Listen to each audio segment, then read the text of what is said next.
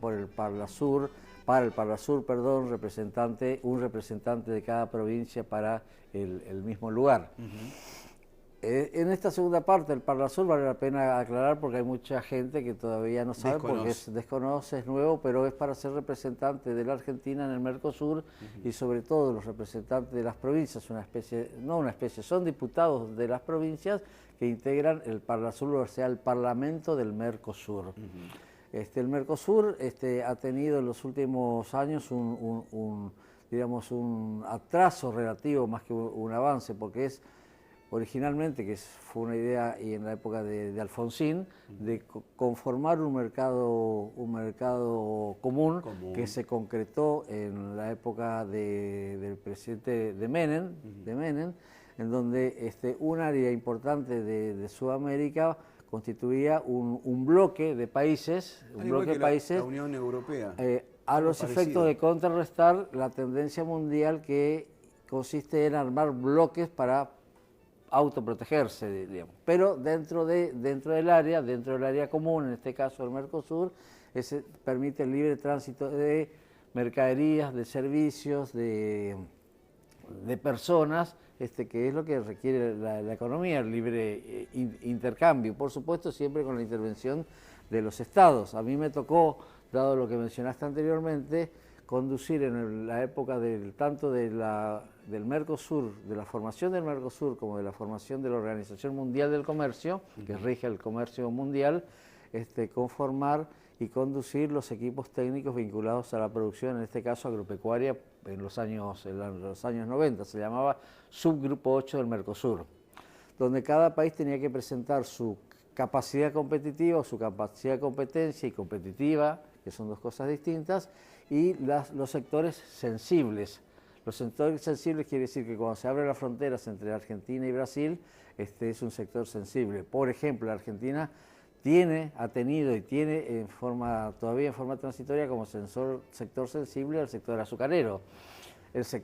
Hay otros sectores que son sensibles, que son aquellos sectores vinculados a la producción en donde la Argentina es marginal para la producción, o sea, menos competitiva. Es decir, Brasil es mucho más competitivo que Argentina en la producción de azúcar.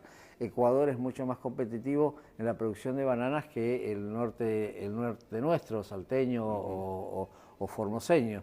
De manera que eso ha constituido un marco de negociación y en los últimos años se ha tergiversado un poco el Mercosur, lamentablemente.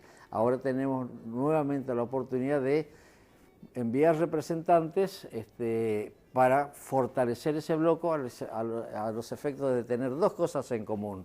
Lo que se llama un arancel externo común, que es para la importación de bienes y servicios y mejorar y proteger la industria, en este caso regional, no nacional. Y en otro sentido, que es macroeconómico, que es que todos los países tiendan a lograr una política monetaria y fiscal homogénea y armónica. Es justamente, lo que está sucediendo hoy con Grecia. Claro. Con Grecia Grecia, mejor dicho, está en un estado de crisis muy importante. ¿Por qué? Porque los europeos, algunos países son pícaros, sobre todo Alemania, sobre todo Francia, que vendrían a ser como la pampa húmeda del mercado común europeo, obtienen subsidios a la producción, algunos subsidios a las exportaciones, de manera que los países que son más competitivos logran esos subsidios, los cuales se fijan con los costos de producción de los países marginales. Totalmente. Grecia es un país marginal desde el punto de vista de la producción. Es imposible competir contra ellos, ¿no? En ese caso, obteniendo subsidio y demás. No, es más pícaro, más perverso si quiere, porque se fija el valor del costo de producción, por ejemplo, de los duranos de Grecia, como base de costo de producción de los duranos de toda la Unión Europea. Entonces, que no hay tanto, pero este es un ejemplo didáctico, pero un francés le conviene, que tiene un costo de producción mucho más bajo que Grecia, le conviene el subsidio de Grecia porque recibe beneficios mayores. Pero Grecia tiene otras necesidades y no ha sabido hasta ahora lograr esa armonía macroeconómica que tienen todos los países, la mayoría de los países del mundo, que hoy no los tienen, la mayoría de los países del mundo no lo tienen, de controlar una variable económica que es el déficit fiscal. El mal que tiene Argentina en términos macroeconómicos es que en gobiernos democráticos, en gobiernos no democráticos, en gobiernos de un color, gobiernos de otro color, gobiernos radicales, gobiernos peronistas, que son los que más se sucedieron en los últimos tiempos, o gobiernos liberales y gobiernos nacionalistas, en esta mezcla, en esta melange, ninguno de todos esos gobiernos, incluso en la época de los 90, que se logró la convertibilidad, se pudo mantener el déficit fiscal. La convertibilidad, por ejemplo, no es el dañino y el enemigo del pueblo. El gobierno en ese momento, sobre todo a partir del año 95, no pudo lograr mantener el déficit fiscal y por ende se endeuda internamente, se endeuda externamente y al final termina eso influyendo en el tipo de cambio, o sea, en el valor del dólar, que es un indicador de la marcha de la economía, es un indicador de las expectativas. Claro. Esta conjunción perfecta que es la que usted tiene, ¿no?, en cuanto a idoneidad en economía y el haber estado en el Ministerio de Agricultura, lo importante que es para que la teleaudiencia entienda, hoy una persona como usted para defender, digamos, los intereses de nuestras economías, que es más que importante. Digo, ¿cuál sería el punto? ¿O hay alguno en especial en el cual yo creo está? que hubieron en la historia, hubieron senadores y diputados de altísima jerarquía en la última década del siglo antepasado, mejor dicho, en los 1890, donde la Argentina en 1890-1916 fue uno de los países más competitivos del mundo, donde la Argentina llegó a tener antes de 1920 llegó a tener subterráneo junto con Nueva York, con Moscú, con Londres, en donde la fábrica Ford de automóviles se instaló, la primera sucursal o la primera subsidiaria se instaló en la Argentina, era porque Argentina se la veía en el mundo no solamente como granero, que ya era competitivo, sino como un país que tenía las condiciones para hacer lo que hoy es Estados Unidos.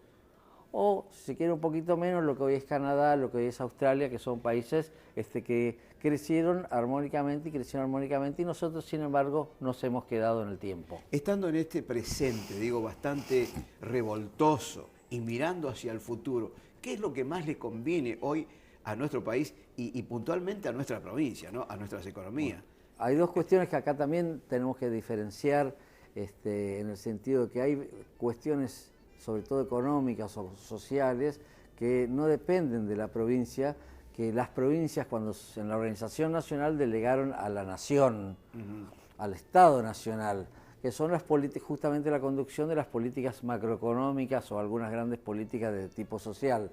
A veces las provincias no tienen herramientas como para superar problemas o de educación, o de salud, o de la producción, que sufren dado las políticas macroeconómicas que fija el gobierno de la nación, sobre todo la política fiscal y la política monetaria y la política cambiaria. Entonces las provincias tienen que sufrir las decisiones de gobiernos que en algunos casos perduran mucho en el tiempo y se convierten en gobiernos autoritarios y creen que tienen la verdad y van hasta morir, diríamos. Sí. Mantener sus posturas hasta terminar, como está sucediendo actualmente. Jesús, siendo negociador del BID, digamos, para nuestro país, hoy es posible que se pueda reactivar eso y lograr conseguir algunos empréstitos o algunas inversiones para nuestra provincia. Yo apunto a eso, ¿no?, al desarrollo productivo. No, sí, por supuesto, la provincia es más, la provincia tiene una ley aprobada de endeudamiento, porque también las provincias tienen límites para endeudarse. Nuestra provincia tiene una ley para un programa nacional que se llama PROSAP, que es endeudamiento con Banco Mundial y con Banco Interamericano por 150 millones o millones de dólares, que está justamente en manos del Ministerio de la Producción. Es una de las razones por las cuales me convocaron a mí, a pesar de tener colores políticos diferentes con el gobierno de Colombia. Pero bueno, estamos viviendo un momento donde ya debemos superar las diferencias de tipo ideológicas, claro, o de tipo de banderías, de ser de Boca o ser de River. Y mirar por la provincia. Y mirar para la provincia. Para la provincia, desde el gobierno, desde el Congreso de la Nación, lo importante es no ser un legislador ausente en primer lugar. O un levantabrazos. O un levantabrazos en segundo lugar. Como decía, hay gente capaz, pero hay mucha gente que no tiene los recursos y las herramientas necesarias como para discutir mano a mano con un legislador, por ejemplo, de la provincia de Buenos Aires, o un legislador que se vuelca al Poder Ejecutivo a defender, a hacer lo que se llama la escribanía de gobierno, donde ese legislador es el levantamanos. Uno tiene que tener la suficiente fortaleza y capacidad como para, primero, capacidad de discutir, segundo, capacidad de negociar, y tercero, capacidad de lograr objetivos para su provincia, como esta ley que tú has mencionado, la 25080 y la 25509, que son la Ley de Promoción Forestal Industrial y el Derecho Real de Superficie, que hemos logrado cambiar el Código Civil en su momento. Jesús, por último, estamos en la lista de ECO, ¿no? Está usted en la lista de ECO. ¿Y por qué debemos votar a Jesús Leguíza? Lo último. Breve, preciso y conciso, ¿no? Bueno, muchas gracias. Sí, estamos efectivamente, yo estoy en la lista de ECO. ECO presenta una opción, varias opciones. Dentro de esas opciones está Adelante Corrientes, que es el grupo político que conducimos nosotros, en donde hay radicales, hay peronistas principalmente, y en donde nosotros, le hablo a usted, compañero peronista que tiene en esta lista en quien confiar, o a usted, señor radical del Partido Centenario, tiene en nosotros unos buenos correligionarios.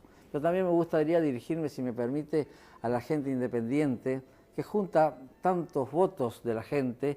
Esa gente necesita una opción y personas nuevas en quien creer.